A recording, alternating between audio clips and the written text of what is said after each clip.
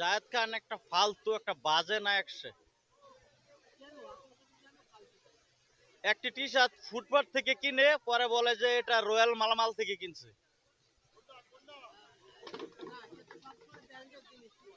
না, ব্র্যান্ডের জিনিস পরে ঠিক আছে, মানুষ একটা যে কোনো মানুষ ব্র্যান্ডের জিনিস পড়তেই পারে, কিন্তু এটাকে এত পাবলিসিটি করতে হবে, সেজন্য তাকে মনে হয় যে বাংলাদেশের মাঝে যদি কোনো নায়ক থেকে থাকে ফালতু, তার মাঝে একজন হলো এই জায়েদ খান।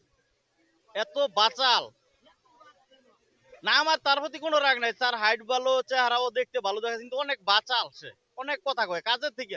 তার কোন সিনেমা বাংলাদেশের মাঝে আপনি দেখছেন কোন সিনেমা তার সুপারহিট হয়েছে? আমি আজও পর্যন্ত তার কোনো সুপারহিট সিনেমা আমি পাই নাই, আমি দেখি নাই।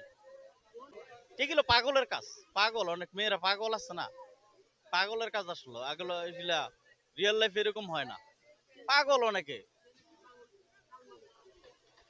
সালমান খান তো অনেকেই দাবি করে, অনেকের নামও সালমান রাখছে, সেজন্য কি সে সালমান খান হতে পারে বাংলাদেশের? সে কিভাবে সালমান খান হয়? তাকে আমি কারোর সাথে তুলনা করি, সে হিরো আলম থেকে নিচে আমি মনে করি, হিরো আলম থেকে আমি নিচে মনে করি তাকে।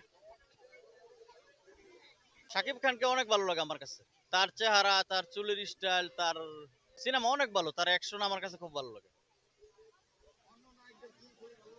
বাংলাদেশের মাঝে এখন সব সেরা সে, এখন তো না, প্রায় 10 বছর যাবত সে সেরা।